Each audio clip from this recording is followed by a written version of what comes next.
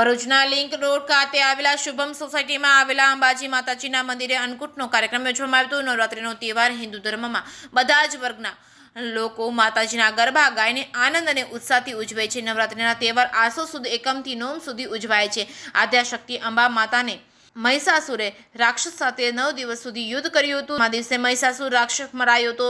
અંબા માતાએ મહિષાસુર રાક્ષસને વધ કરી લોકોને તેના ત્રાસમાંથી છોડાવ્યો હતો। તેની ખુશીમાં લોકો માતાના ગુણગાન ગાઈને આ તહેવાર ઉજવે છે। નવરાત્રિના તહેવારમાં શેરીએ શેરીએ માતાજીના મંડપો બાંધવામાં આવે છે। તેમાં માતાજીની છબી કે માટીનો ગરબો મૂકવામાં આવે છે। તેની આસપાસ લોકો મોડી રાત સુધી ગરબા ગાય છે। પછી માતાજીની આરતી કરી પ્રસાદ વેચવામાં આવે છે। કેટલાક લોકો નવરાત્રિના 9 દિવસ ઉપવાસ કરે છે।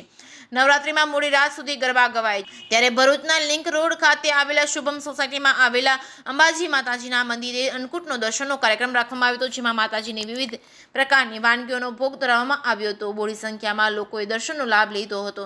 જે કેસની ગુજરાતી સાથે કેતન મહેતા, ભરૂચ।